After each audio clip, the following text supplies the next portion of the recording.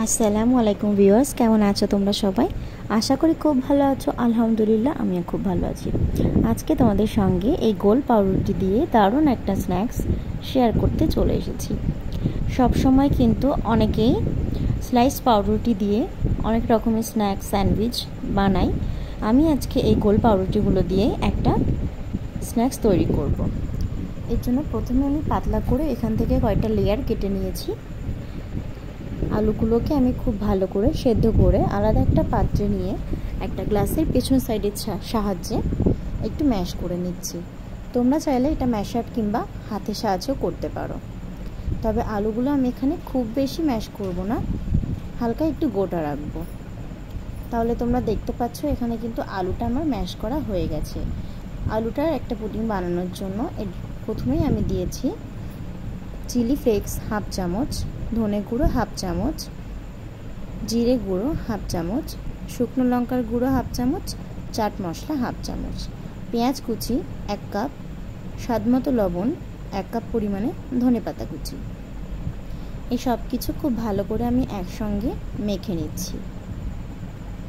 আলুর এই পুরটা কিন্তু সামান্য একটু শক্ত হলেই ভালো হবে, খুব বেশি নরম হলে কিন্তু ভালো লাগবে না, কিংবা এটা ভাজার সময় ভিতর দিয়ে বেরিয়ে যেতে পারে।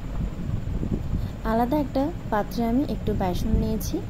এখানে আমি 100 গ্রাম পরিমাণে বেসন নিয়েছি। এরপর একটু একটু করে পানি দিয়ে খুব সুন্দরভাবে একটা বেটার তৈরি করে নেব। কালারের জন্য আমি হাফ চামচ হলুদ এখানে ইউজ করেছি। বেটারটা কিন্তু খুব বেশি ঘনও হবে না, আবার খুব বেশি পাতলাও হবে না। আমি তোমাদেরকে দেখিয়ে দিচ্ছি ঠিক এইরকম ঘনত্বের একটা বেটার তৈরি করতে হবে। হাতে একটু তেল লাগিয়ে নিয়েছি যাতে করে আলুটা হাতে লেগে না যায়। এরপরে আলুর পুরটা পাউরুটির লেয়ারের উপরে দিয়ে দিচ্ছি। উপর থেকে আরেকটা লেয়ার দিয়ে খুব ভালোভাবে চেপে নিচ্ছি। বাকিগুলোকেও আমি একইভাবে আলুর পুর দিয়ে এইভাবে ভালো করে চেপে নিচ্ছি। উপর সাইড থেকে লেয়ারগুলো দিয়ে খুব ভালোভাবে আমি রেখে দিচ্ছি। এটাকে দেখতে কিন্তু একেবারে বার্গার টাইপের লাগছে। এবারে আমি এখানে একটু সাদা তেল কড়াইতে গরম করতে দিয়ে দিচ্ছি।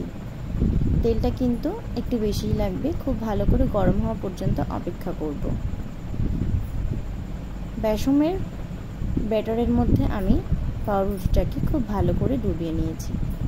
এরপর এটাকে ছ্যাঁকা তেলে ভেজে নেব খুব সুন্দর করে। একটু সময় ধরে লাল লাল করে এটাকে ভাজতে হবে, যাতে ভিতর থেকে পাউরুটিগুলো আরও বেশি সফট হয়ে যায়। দেখতে পাচ্ছ একটা সাইড আমার হয়ে গেছে, উল্টে আমি আর একটা সাইড লাল লাল করে ভেজে তুলে নেব। এখানে সবে আমার একটা ভাজা কমপ্লিট হলো।